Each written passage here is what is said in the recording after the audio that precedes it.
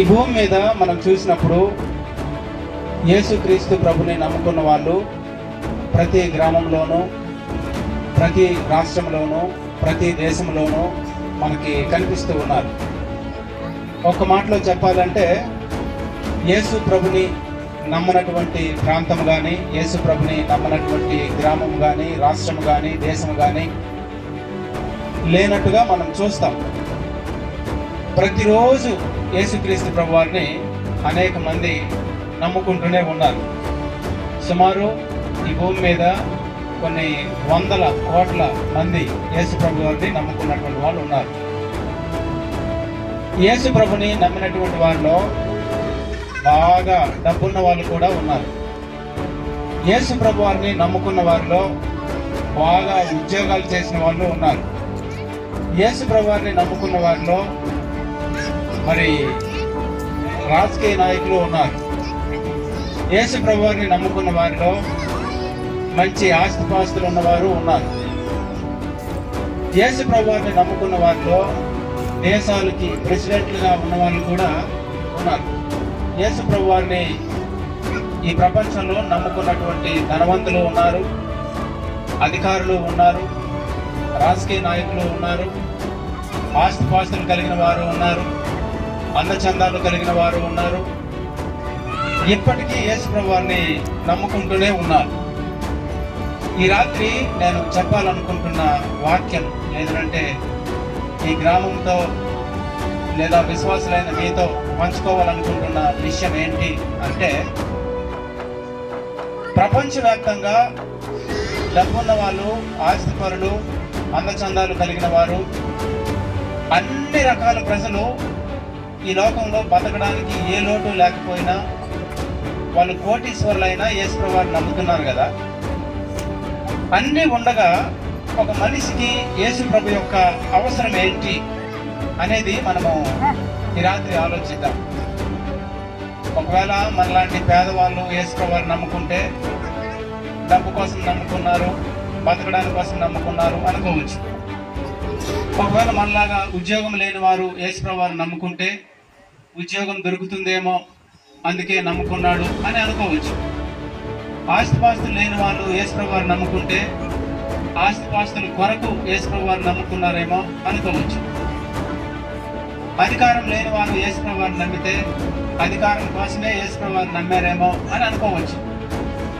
కానీ భూమి మీద చూసినప్పుడు అన్నీ ఉన్నా కూడా యేసు ప్రభు వారిని నమ్ముకుంటున్నారు. ఎందుకని? అన్నీ ఉన్నా కూడా, అన్నీ ఉన్నప్పటికీ ఒక మనిషికి యేసు ప్రభు యొక్క అవసరం ఏముంది అనేది మనము చాలా జాగ్రత్తగా ఆలోచన చేయాలి. ఎందుకు మనిషి యేసు ప్రభు వారిని నమ్మాలి అంటే, ఆ దేవుడే మనిషిని పుట్టించాడు. మనిషి స్వతహాగా ఈ భూలోకానికి రాలేదు. వర్షం వచ్చినప్పుడు ఆకాశం నుంచి చినుకులు పడతాయి, గాలి వచ్చినప్పుడు వాడిపోయినటువంటి ఆకులు కింద పడతాయి. కానీ మనిషి ఆ విధంగా ఈ భూలోకానికి రాలేదు. ఒక ప్రత్యేకమైన ఉద్దేశంతో దేవాది దేవుడే మనిషిని తయారు చేసి ఈ భూమి మీదకి పంపించాడు. మనల్ని మనము తయారు చేసుకోలేదు, మనము స్వయం బహుళము కాదు. దేవాది దేవుడే మనల్ని పుట్టించాడు, మనల్ని సృష్టించాడు అని బైబిల్ గ్రంథము సెలవిస్తుంది. దేవుడు నేల మట్టి తీసి మనిషి రూపంలో తయారు చేసి ముక్కు రంధ్రాల నుంచి దేవుడు తన యొక్క ఆత్మ ఊదినప్పుడు నరుడు జీవాత్మ ఆయను అనే మాట మనం బైబిల్లో చూస్తాం. దేవుడే మనుషులమైనటువంటి మనల్ని మట్టితో తయారు చేశాడు. మొట్టమొదట మట్టితో తయారు చేసిన తర్వాత మట్టిగా ఉన్నటువంటి మనిషి యొక్క ముక్కు రంధ్రాల నుంచి దేవుడు తన ఆత్మను ఊదాడు. ఈ రోజున మనుషులు మాట్లాడగలుగుతున్నారు, చూడగలుగుతున్నారు, నడవగలుగుతున్నారు, తినగలుగుతున్నారు, కూర్చోగలుగుతున్నారు, సమస్త కార్యాలు చేయగలుగుతున్నారు. అంటే దానికి కారణము దేవుడు ప్రతి మనిషిలో కూడా తన యొక్క జీవాత్మను ఊదాడు. అందుకే బైబిల్ సెలవిస్తుంది, దేవుడైన యెహోవా నేల మంటితో నరుణ్ణి నిర్మించి వాని ముక్కు రంధ్రాల నుంచి జీవవాయువును ఊదగా నరుడు జీవాత్మ ఆయను అనే మాట ఉంది. చాలా మంది మనుషులు ఈ భూలోకంలో పుట్టిన తర్వాత, మంచి మంచి ఉద్యోగాలు పొందుకున్న తర్వాత, గొప్ప గొప్ప ఇల్లు కట్టిన తర్వాత, గొప్ప గొప్ప అధికారాలు కలిగి ఉన్న తర్వాత, ఆస్తిపాస్తులు సంపాదించుకున్న తర్వాత వారిని ఎవరు సృష్టించారో అనే విషయాన్ని కనీసం ఆలోచించకుండా ఈ లోకంలో జీవిస్తూ తమ జీవితాలని ముగిస్తూ ఉంటారు. వాళ్ళకున్నటువంటి సమృద్ధిని బట్టి తమని సృష్టించిన పుట్టించిన దేవుని గురించే ఆలోచించకుండా మనుషులు ఈ లోకంలో తమ జీవితాలను వారు ముగించేస్తూ ఉన్నారు. కానీ బైబిల్ సెలవిస్తుంది, మనిషిని దేవుడే తయారు చేశాడు, మనిషిని దేవుడే పుట్టించాడు, మనిషిని దేవుడే ఈ లోకానికి పంపించాడు. యోహాను సువార్తలో కూడా మనకు రాయబడుతూ ఉంది, సమస్తమును ఆయన మూలముగా కలిగెను, కలిగి ఉన్నదేది ఆయన లేకుండా కలగలేదు అనే మాట మనం చూస్తాం. ఈ భూలోకంలో సూర్యుడిని చూస్తాము, చంద్రుడిని చూస్తాము, నక్షత్రాలని చూస్తాము కదా, కొండల్ని చూస్తాము, పర్వతాలని చూస్తాము, సముద్రాలని చూస్తాము, సముద్రంలో ఉన్నటువంటి చేపల్ని చూస్తాము. ఈ భూలోకంలో సమస్తాన్ని మనం చూస్తాం. అయితే బైబిల్ సెలవిస్తుంది, అవన్నీ ఎలా వచ్చాయి? సమస్తమును దేవుని మూలముగా కలిగాయి. ఈ భూమి మీద కలిగి ఉన్నది ఏది కూడా ఆయన లేకుండా కలగలేదు. ఈ భూమి మీద ప్రతి వస్తువు పరిశీలించండి కదా, మనం కూర్చున్న కుర్చీలు ఎవరో ఒకరు తయారు చేసినవే, నేను మాట్లాడుతున్న ఈ మైకు ఎవరో ఒకరు తయారు చేసిందే, మనం వాడుతున్న ఈ టేబుల్ ఎవరో ఒకరు తయారు చేసిందే, మనం చదువుతున్న ఈ బైబిల్ కూడా ఎవరో ఒకరు తయారు చేసిందే, మనం వేసుకున్న ఈ యొక్క టార్బను ఎవరో ఒకరు తయారు చేసిందే, పైన వేసుకున్నటువంటి టెంట్ ఎవరో ఒకరు తయారు చేసిందే. ఏ వస్తువు కూడా ఒకరు తయారు చేయకుండా దానంతట అదే భూలోకానికి రాదు.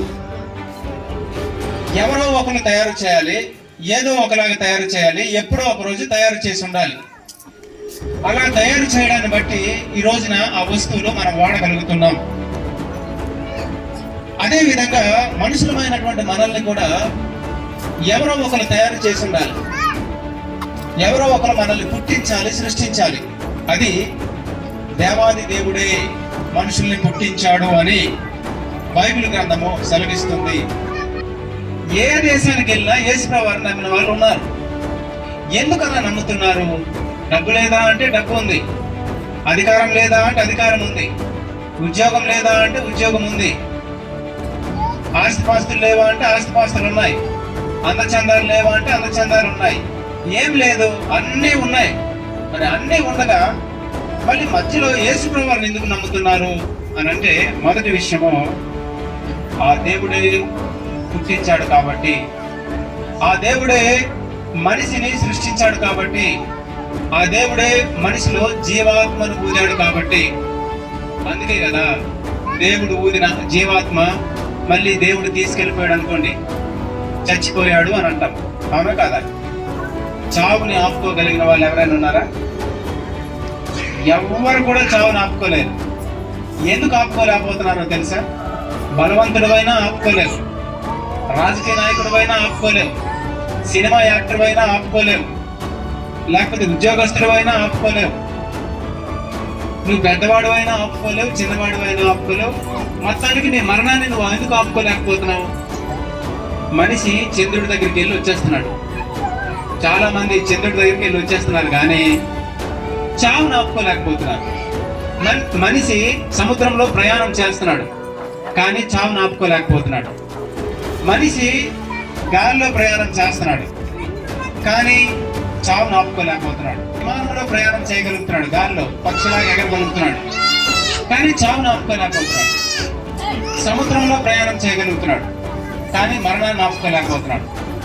ఎందుకని మనిషి చావును ఆపుకోలేకపోతున్నాడు అనేది మనం ఆలోచిస్తే, మనిషి చనిపోవడం కానీ, పుట్టడం కానీ, దేవుని యొక్క వశంలోనే ఉన్నది.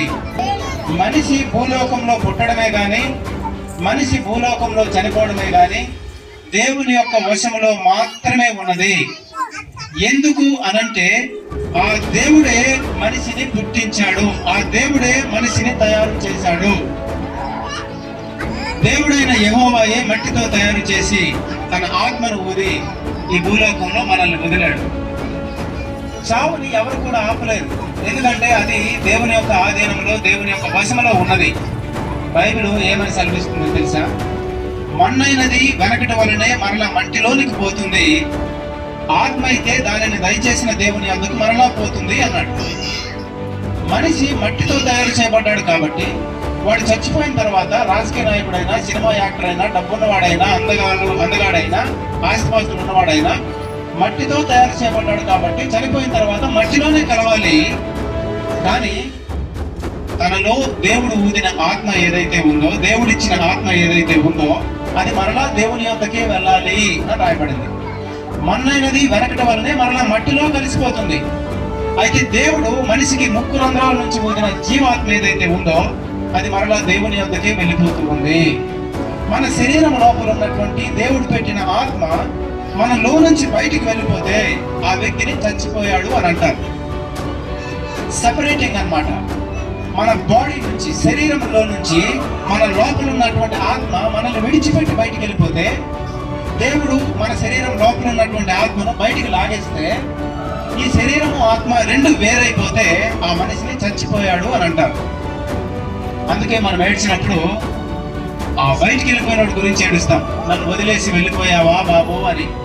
ఇక్కడే ఉంటాడు చచ్చినోడు, శవం ఇక్కడే ఉంటది, బాడీ ఇక్కడే ఉంటది, కానీ గుండెలు బాదుకొని అటువైపు చూసి ఏడుస్తాం. ఎందుకు అనంటే శరీరం అయితే ఇక్కడ ఉంది, కానీ ఈ శరీరం బతకడానికి కారణమైనటువంటి ఆత్మ వాటిని వదిలిపెట్టి వెళ్ళిపోయింది. ఈ శరీరాన్ని కాల్ చేసినప్పుడు, పాతేసినప్పుడు ఇది మట్టిలో కలిసిపోతుంది, కానీ దేవుడిచ్చినటువంటి ఆత్మ అది మరలా దేవుని వద్దకు వెళ్ళాలి అనేటువంటి నియమాన్ని దేవుడే పెట్టాడు. మనుషులు ఒక్కసారే చనిపోవాలి అనే నియమము దేవుడే పెట్టాడు అని బైబిల్ గ్రంథంలో మనకు రాయబడుతూ ఉంది. దేవుడు మన తండ్రి, దేవుడు మన సృష్టికర్త. ఈ భూలోకంలో మనము జీవించడానికి కారణము ఆయనే, ఈ భూలోకంలో చలించడానికి కారణం ఆయనే.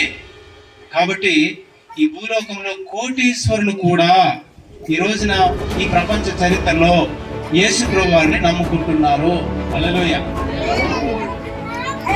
యేసు ప్రభుని నమ్మాల్సింది డబ్బుల కొరకు కాదు, యేసు ప్రభుని నమ్మాల్సింది ఆస్తిపాస్తుల కొరకు కాదు, యేసు ప్రభుని నమ్మాల్సింది ఆరోగ్యం పొందుకోవడానికి కాదు, యేసు ప్రభుని నమ్మాల్సింది వ్యాపారంలో లాభం వస్తుందని కాదు.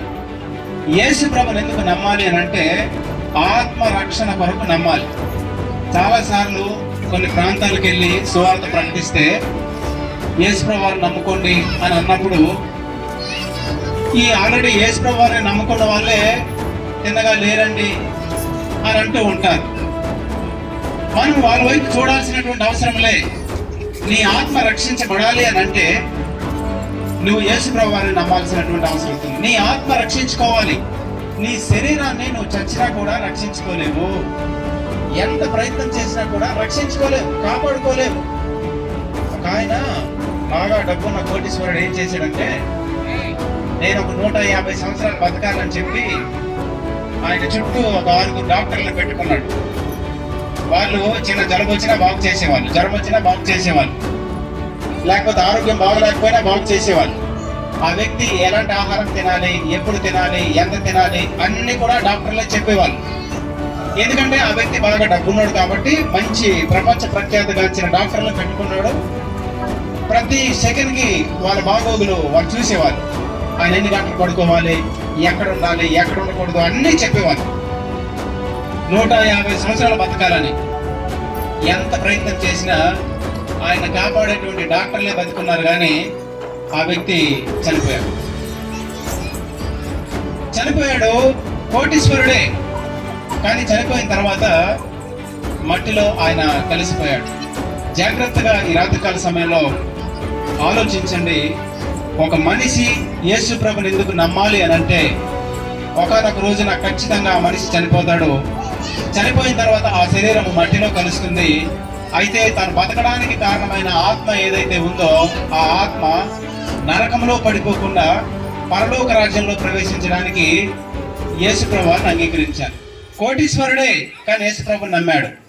దాని అర్థం ఏంటి? డబ్బుతో దేవుడిచ్చే పరలోక రాజ్యాన్ని ఎవరు కూడా కొనలేరు. రాజకీయ నాయకుడే కానీ యేసుప్రభు వారిని నమ్ముకున్నాడు. కానీ రాజకీయంతో పరలోక రాజ్యాన్ని పొందుకోలేదు. దేశానికి అధిపతిగా ఉన్నాడు, ప్రెసిడెంట్గా ఉన్నాడు, కానీ యేసుప్రభుని నమ్ముకున్నాడు. ఎందుకనంటే అధికారాన్ని బట్టి పరలోక రాజ్యాన్ని పొందుకోలేడు. ఆస్తిపాస్తులు ఉన్నవాడే కానీ యేసుప్రభుని నమ్ముకున్నాడు. అంటే ఆస్తిపాస్తుల ద్వారా పరలోక రాజ్యాన్ని కొనుక్కోలేడు. అందచందాలు ఉన్నవాడే కానీ యేసుప్రభుని నమ్ముకున్నాడు. బాగా బలమైనటువంటి వ్యక్తే కానీ యేసుప్రభుని నమ్ముకున్నాడు. ఎందుకని ఈ ప్రపంచంలో చాలా మంది యేసుప్రభుని నమ్ముతున్నారు? మనకి ఎప్పుడైనా వచ్చిందా డౌట్? అన్నీ ఉన్నాయి కదా, నీకు ఎందుకురా యేసుప్రభు అని అడిగితే వాళ్ళు ఏం చెప్తారో తెలుసా? నువ్వు అమెరికా ప్రెసిడెంట్ కదా, ఎందుకు యేసుప్రభుని నమ్ముకున్నావు? నీకు బాగా ఆస్తిపాస్తులు ఉన్నాయి కదా, నువ్వెందుకు యేసుప్రభుని నమ్ముకున్నావు? నీకు బాగా డబ్బు ఉంది కదా, నువ్వెందుకు యేసుప్రభుని నమ్ముకున్నావు? నీకు అంతా బంధుబలగం ఉంది కదా, నువ్వెందుకు యేసుప్రభుని నమ్ముకున్నావు అంటే వాళ్ళు ఏం చెప్తారో తెలుసా? ఈ భూలోకంలో బతకడానికి నాకు ఏ లోటు లేదు, కానీ ఆత్మరక్షణ అనేది కేవలము యేసు క్రీస్తు మాత్రమే ఇవ్వగలడు, కాబట్టి నేను ఆ దేవుణ్ణి నమ్ముకున్నాను అని వాళ్ళు చెప్తారు. ఎందుకు యేసుప్రభుని నమ్ముకున్నాము అంటే ఆయనే నన్ను పుట్టించాడు కాబట్టి, ఆయనే నన్ను ఈ భూలోకానికి పంపించాడు కాబట్టి, ఈరోజు నేను బతకడానికి కారణమే ఆయన కాబట్టి, అందుకే నేను ఆయన నమ్ముకున్నాను అని చెప్తారు. చాలాసార్లు మనకున్న ఆస్తిపాస్తులను బట్టి, మనల్ని ఎవరు తయారు చేశారో, మనం ఎక్కడి నుంచి వచ్చామో, చనిపోతే ఎక్కడికి వెళ్తామో అనేది ఆలోచించకుండా ఈ లోకంలో మనం జీవించేస్తూ ఉంటాం. మనం ఆలోచించాలి. నేను కూడా ఒంటరిగా ఉన్నప్పుడు చాలా సందర్భాల్లో నా శరీరాన్ని ఇలాగ చూసుకునేవాడిని.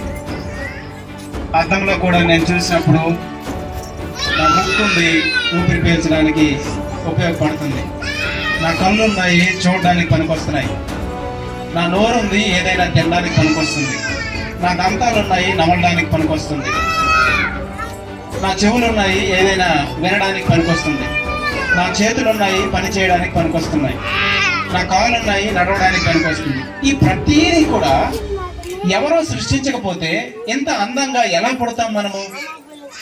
ఎవరు తయారు చేయకపోతే ఇలాంటి మనిషి ఎలా వస్తాడు అని నేను ఆలోచన చేయడం మొదలుపెట్టాను.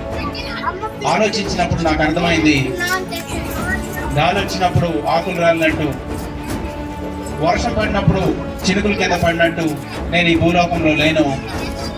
నన్ను దేవాది దేవుడే ప్రత్యేకమైన ఉద్దేశంతో ఈ భూలోకానికి పంపాడు అనేటువంటి సత్యాన్ని నేను గ్రహించగలిగాను. బైబిల్ చదివినప్పుడు నాకు అర్థమైంది, దేవుడే మట్టితో మనిషిని తయారు చేసి జీవాత్మను ఊదాడు అని బైబిల్ సెలవిస్తుంది. ఈ భూమి మీద ఉన్న సమస్తము కూడా దేవుడే సృష్టించాడు అని, ఈ భూమి మీద ఉన్నటువంటి ఏది కూడా దేవుడు లేకుండా కలగలేదు అని ఈ యొక్క లోకంలో బైబిల్ గ్రంథము సెలవిస్తున్నట్టుగా మనం చూస్తున్నాం. కాబట్టి ప్రతి మనిషి కూడా యేసు ప్రభువాన్ని ఖచ్చితంగా నమ్మాలి. ఆ దేవుని యందు విశ్వాసం ఉంచాలి. ప్రతి మనిషిని కూడా దేవుడే తయారు చేశాడు. మొట్టమొదట ఆదాము అనేటువంటి మనిషిని దేవుడు తయారు చేశాడు. ఒక మనిషిని తయారు చేశాడు. తయారు చేసి ఆ మనిషికి ఆదాము అని పేరు పెట్టాడు.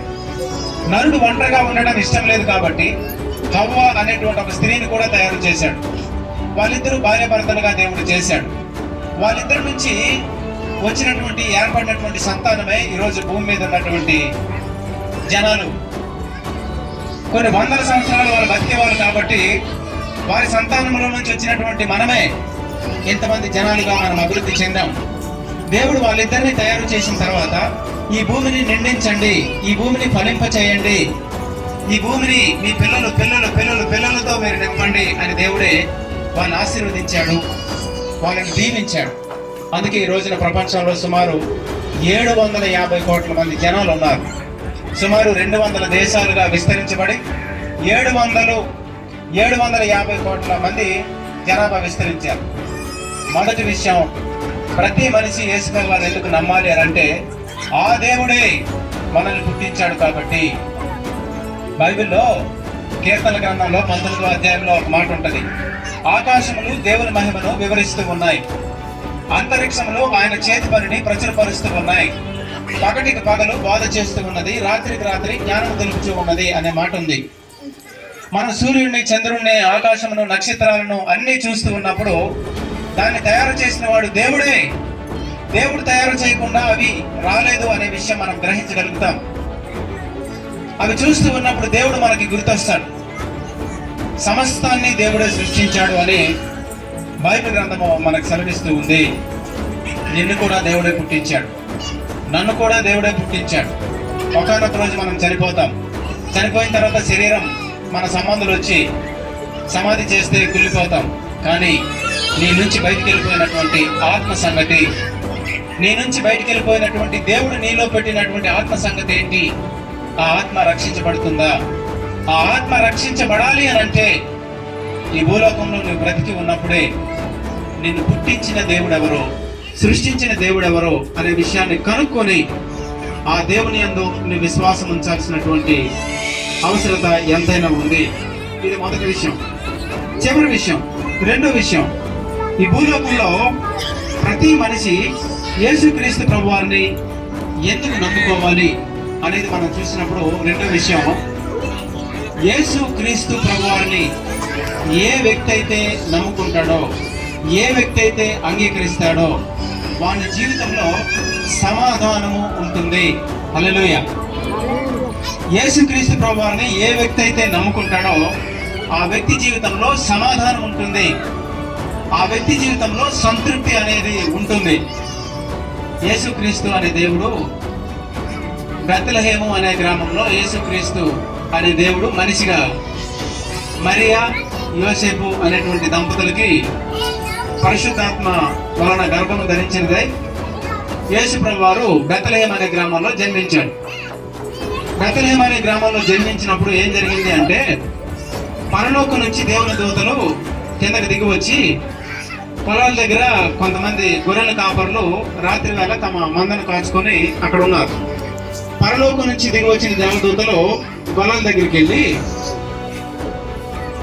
వెళ్ళినప్పుడు గొర్రెలందరూ భయపడుతున్నారు. అప్పుడు దేవదూతలు చెప్పిన మాట, మీరు భయపడకండి, మీకు ఒక సంతోషకరమైన సువార్త మీకు చెప్తాము. యేసుక్రీస్తు అనేటువంటి దేవుడు బెత్లెహేములో ఆయన జన్మించాడు అని దేవదూతలు గొర్రెలతో చెప్పారు. చెప్పినప్పుడు ఆ దూతతో పాటు పరలోక సైన్య సమూహమైనటువంటి దేవదూతలు చెప్పిన మాట, సర్వోన్నతమైన స్థలములలో దేవునికి మహిమ, ఆయనకిష్టమైన మనుషులకు భూమి మీద సమాధానం కలుగుతుంది అనే దేవదూతలు అక్కడ దేవునికి మహిమ చెల్లించినట్టుగా, స్తుతి చేసినట్టుగా, పాటలు పాడినట్టుగా మనం చూస్తాం. ఏ వ్యక్తి అయితే యేసుక్రీస్తు ప్రభువాన్ని నమ్ముకుంటాడో ఆ వ్యక్తి జీవితంలో నిజమైనటువంటి సంతృప్తి, నిజమైనటువంటి సమాధానము ఉంటుంది. నేను యేసుక్రీస్తు ప్రభువాన్ని నమ్మడానికంటే ముందు నా జీవితంలో సమాధానం లేక, సంతృప్తి లేక, ఏం చేస్తున్నా కూడా దాహం వేసినట్టుగా నాకు అనిపిస్తుండేది. నా జీవితంలో సంతృప్తి లేక విపరీతంగా నేను తాగేవాడిని, సారా తాగేవాడిని, మద్యపానానికి బానిసనైపోయాను. నా జీవితంలో సంతృప్తి లేక ఫ్రెండ్స్తో కలిసి చాలా అల్లరి చిల్లరగా నేను బతికేవాడిని.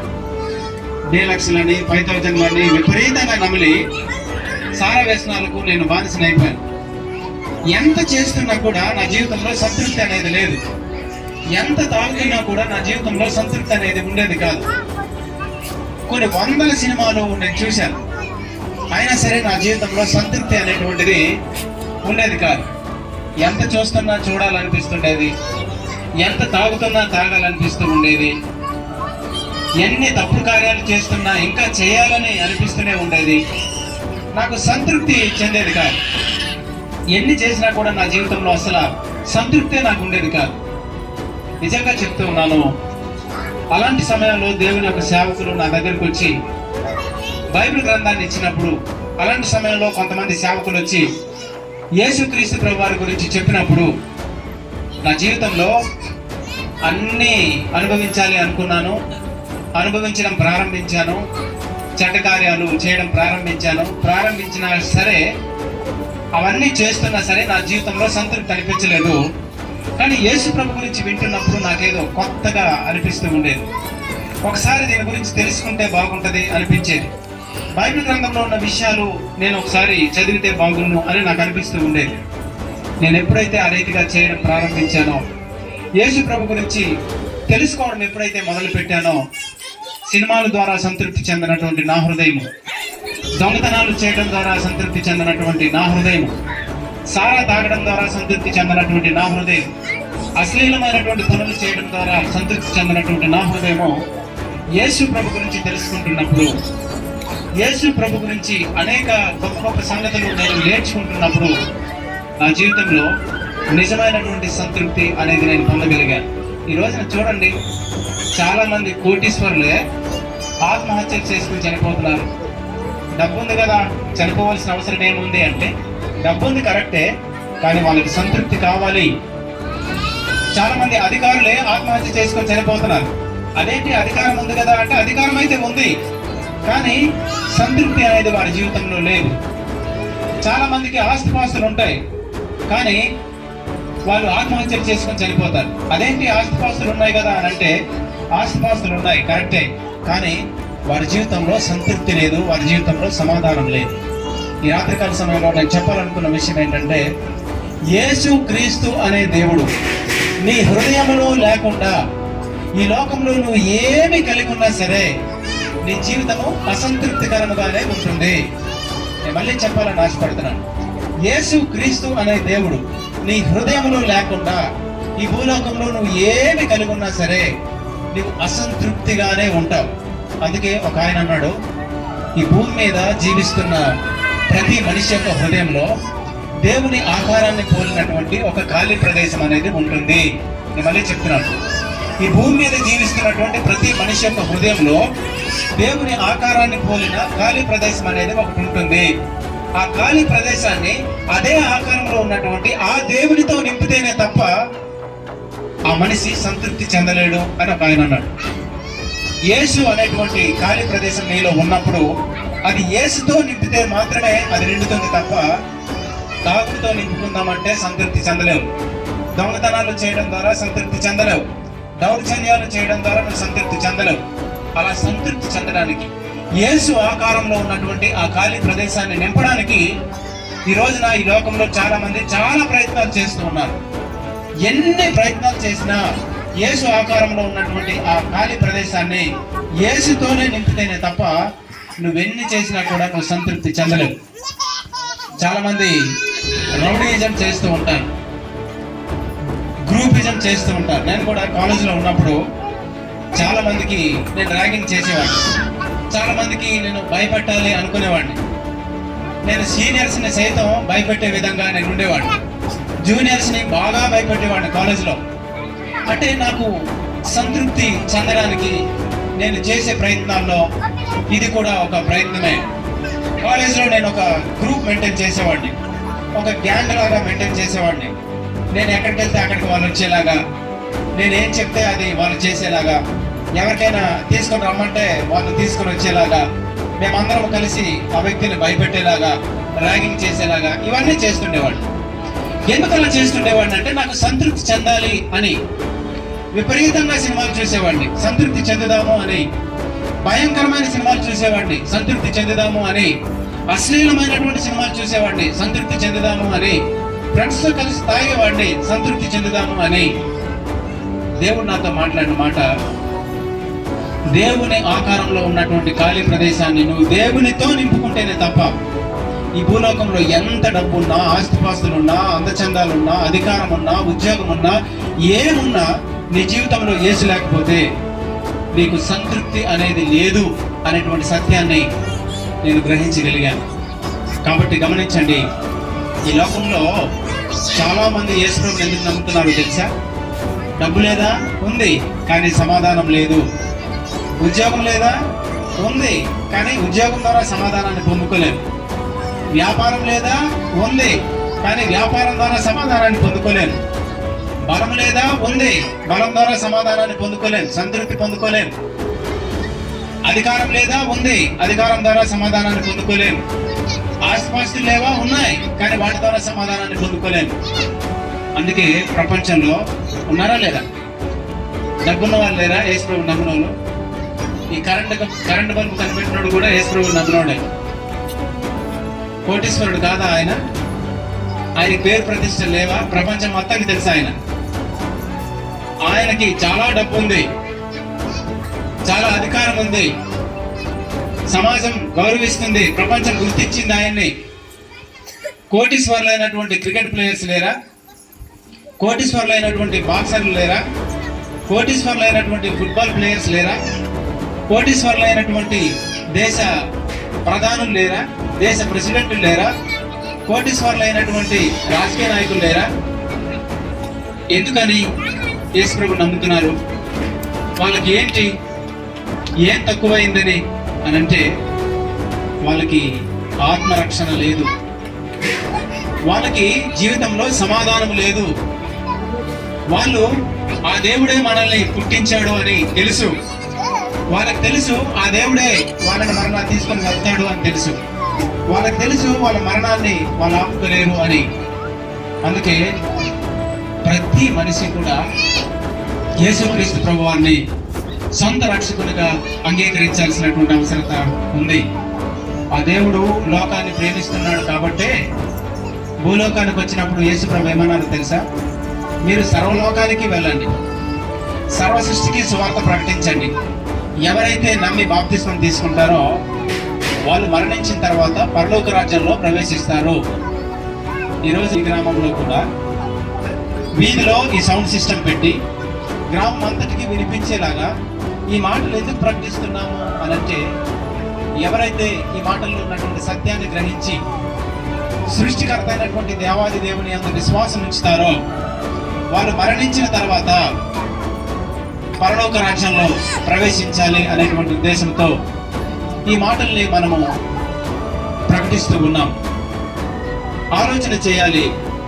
ఈ భూలోకంలో మేడలు కట్టుకున్నంత మాత్రాన మనం సాధించిందేం లేదు, ఉద్యోగం సంపాదించినంత మాత్రాన మనం సాధించిందేం లేదు, వ్యాపారంలో లాభం వచ్చినంత మాత్రాన మనం సాధించేదేం లేదు, ఒక అధికారిగా ఉన్నంత మాత్రాన మనం సాధించామనడానికి లేదు.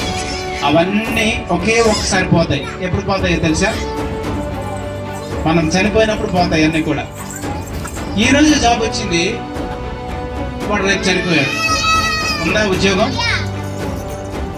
ఈ రోజు అధికారం వచ్చింది, రేపు మరణం వచ్చింది. అందుకే యేసుప్రభు వారు ఒక మాట అన్నారు, ఒకడు సర్వలోకమును సంపాదించుకొని వాని ప్రాణమే పోగొట్టుకుంటే వానికి ఏంటి ప్రయోజనము అన్నాడు.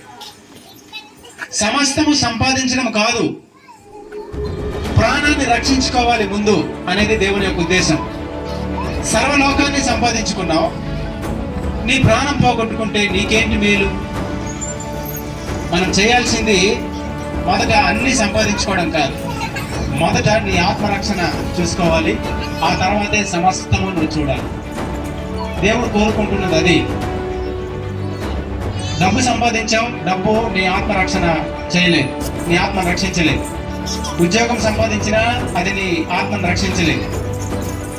నీ ఆత్మ రక్షించబడాలి, నువ్వు మరణిస్తే పరలోక రాజ్యంలో ప్రవేశించాలి అని అంటే మొట్టమొదటిగా నువ్వు చేయాల్సింది, నేను పుట్టించిన దేవుడు ఎవరో ఆ దేవుణ్ణి ఎరిగి ఆ దేవుని యందు విశ్వాసం ఉంచాలి. అప్పుడు నువ్వు మరణించిన తర్వాత పరలోక రాజ్యంలో ప్రవేశిస్తావు. ఈ రోజున అనేక మంది ప్రభుని అంగీకరిస్తున్నారంటే ఈ లోక సంబంధమైన జీవితం కొరకు కాదు, చనిపోయిన తర్వాత కూడా ఇంకొక జీవితం ఉంది అని బైబిల్ సెలవిస్తుంది. అది ఆత్మ సంబంధమైన జీవితము అని బైబిల్ సెలవిస్తుంది. అది పరలోక సంబంధమైన జీవితము అని బైబిల్ సెలవిస్తుంది. అది దేవునితో ఉండే జీవితము అని బైబిల్ సెలవిస్తుంది. అది శాశ్వతమైన జీవితము అని బైబిల్ సెలవిస్తుంది.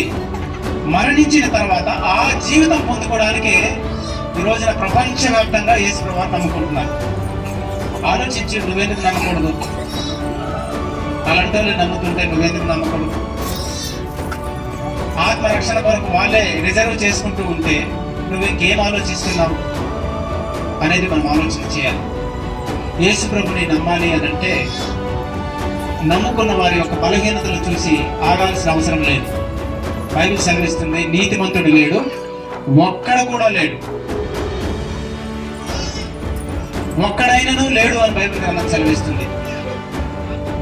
కాబట్టి ఆలోచించు, ఈ భూలోకానికి ఎవరు పంపిస్తే నువ్వు ఈ భూలోకానికి వచ్చావు? ఈ భూలోకంలో కొంతకాలం జీవిస్తున్నావు కదా, ఎందుకు జీవిస్తున్నావు? ఈ భూలోకంలో ఒకరోజు చనిపోతావు కదా, చనిపోయిన తర్వాత ఎక్కడికి వెళ్తావు, ఏమవుతావు, నీ పరిస్థితి ఏమిటి అనేది ఈ రాత్రికాల సమయంలో ఆలోచన చేసి నీ సృష్టికర్త అయినటువంటి దేవాది దేవుని యందు విశ్వాసం ఉంచి నీవు పరలోక రాజ్యంలో ప్రవేశించాలి. ఇట్టి కృపాభాగ్యము దేవుడు ఈ మాటలు విన్నటువంటి ప్రియులందరికీ దయచేయునుగాక. ఆమేన్.